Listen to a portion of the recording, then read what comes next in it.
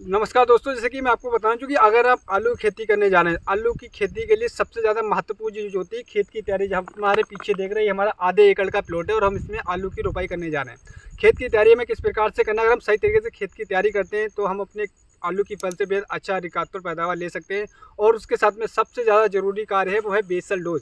जब हम आलू की रोपाई करने जाए तो हमें कौन सी खाद का बेस्ट डोज का कौन सा प्रयोग करना चाहिए, जिससे हम आने वाले समय में आलू की फसल से बेहद अच्छा अधिकतर पैदावार ले सकें। तो दोस्तों, हमारे इस वीडियो को पूरा अंत तक देखते रहिएगा। आपको इस वीडियो में संपूर्ण जानकारी मिलने वाली कि आलू की बुआई करते समय हमें खेत की तैयारी किस प्रकार से करना है और बेसल डोज में कौन कौन सी खादों का प्रयोग करना है और आलू की रोपाई में किस प्रकार से करना है, जिससे हम आने वाले समय में बेहद अच्छा अधिकतर पैदावार ले सकें।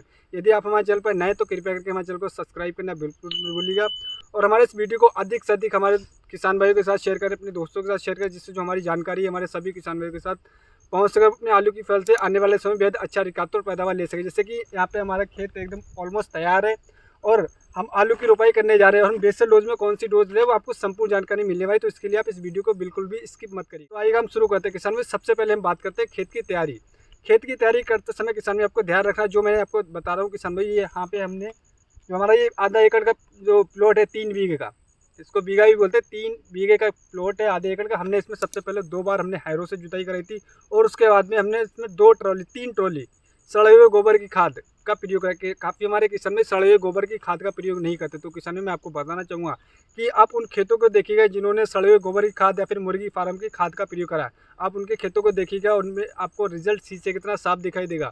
क्योंकि अगर हम सड़े हुए गोबर की खाद का भी इस्तेमाल करते हैं या फिर हम जो मुर्गी फार्म होती है उसकी खाद का इस्तेमाल करते हैं तो हमारी जो वेजिटेटिव ग्रोथ बहुत ही अच्छी होती है, हमारा आलू अच्छी तरीके से ग्रोथ करता है और उसका कंद काफ़ी ज़बरदस्त होता है। क्योंकि हमारी ज़मीन में खाद की डिफिशियंसी पाई जाती है और हम फसल चक्र नहीं अपनाते हैं, तो जिस वजह से सबसे ज़्यादा जरूरी होता है हमारे सड़े हुए गोबर की खाद का प्रयोग अवश्य करें। कम से कम 1 एकड़ में अगर आप बताएं तो आपको कम से कम 4 ट्रॉली का प्रयोग करना है। हमने आधे एकड़ में 3 ट्रॉली सड़े हुए गोबर की खाद का प्रयोग करा है। और उसके साथ में अगर हम नहीं करते तो हमें वही रासायनिक खादों पर निर्भर करना पड़ता है और काफ़ी सारी रासायनिक खादों को अधिक प्रयोग करने की आवश्यकता पड़ती है। तो आप सड़े हुए गोबर की खाद का प्रयोग करें तो आपको रासायनिक खादों का कम यूज़ करना पड़ेगा। अब बात करते हैं किसानों की। जैसे खेत की तैयारी मैंने आपको बताया था, हमने 3 बार इसमें हैलो से जुताई कराई थी, 2 बार इसमें कल्टीवेटर से जुताई कराई थी और 2 बार हम पटेला लगा चुके हैं। अभी हम ये बेसल डोज देंगे और उसके बाद में रूटावेटर से खेत तैयार हो जाएगा हमारा जुताई करने का, तो हल्का सा पटेला आके इसके बाद में आलू की रोपाई स्टार्ट हो जाएगी। अब बात करते हैं बेसल डोज में हमें कौन सी खाद मैं प्रयोग कर रहा हूँ। और आप इस खाद का प्रयोग करें तो आप आलू की फसल से बेहद अच्छा पैदावार ले सकते हैं। किसानों, ये जो मैं डोज आपको बता रहा हूँ ये आधे एकड़ की बता रहा हूँ, क्योंकि हमारे आधे एकड़ में रोपाई चल रही है। जैसे कि मैं आपको बताना चाहूँगा, ये सबसे पहले मैंने आपको यहाँ पे लिया है DAP 1 कट्टा 50 किलोग्राम और उसके साथ में मैंने लिया है यूरिया।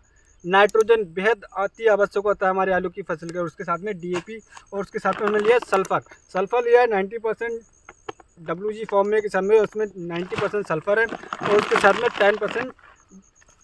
10% में वेंटोनाइट है। अब सल्फर का प्रयोग की बात करें, किसान काफ़ी हमारे किसान आलू की फसल में सल्फर का प्रयोग नहीं करते, लेकिन सल्फर का और उसके साथ में किसान भाइयों मैं आपको बता दूं हमने एक फंगिसाइड भी लिया है। तो सल्फर की हम बात करें तो सल्फर का प्रयोग हमारे काफ़ी किसान में नहीं करते। सल्फर हमारे आलू की फसल में 3 तरीके से कार्य करता है, एक तो पीजिया टॉनिक के, दूसरा हमारा कीटनाशक और फंगिसाइड, तीसरा हमारा खाद के रूप में।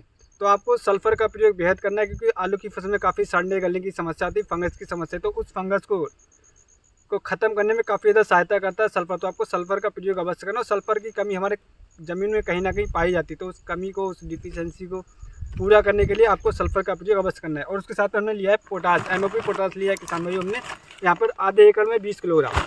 यानी कि इस तरीके से अगर आप डोज आप लेंगे तब आप आलू की फसल से बेहद अच्छा अधिकतर पैदावार ले पाएंगे। क्योंकि आलू की फसल एक ऐसी होती है कि हमें उसकी जड़ पर ही कार्य करना होता है। क्योंकि जितनी उसकी रूट्स होंगी, जितना उसके जो जड़ें फैलेंगी, जितने उसमें आलू बनेंगे, उतनी ही हमारी पैदावार अधिक निकल करके आएगी। तो काफ़ी हमारे किसान यहाँ पर गलती करते हैं कि बुआई के समय सही खाद का प्रयोग नहीं करते हैं, सही डोज का प्रयोग नहीं करते हैं, जिस वजह से उनकी जो पैदावार होती है वो कहीं ना कहीं घट जाती है।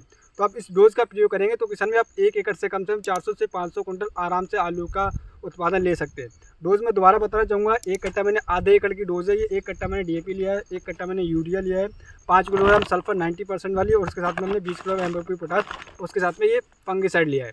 अब इन खादों को डालने के बाद किसान भाइयों हमारी रूटावेटर से जुताई होगी और इसके बाद में हम इसमें एक पटेला लगाएं। पटेला लगने के बाद हम आलू की रोपाई स्टार्ट कर देंगे। आलू की रोपाई स्टार्ट करने के आप इस वीडियो को पूरा अंत तक देखिएगा। आपको रोपाई करते समय हम दिखाएंगे कि किस प्रकार से रोपाई करना चाहिए, जिससे हम आने वाले समय में आलू की फसल से बेहद अच्छा अधिकतर पैदावार ले सकें।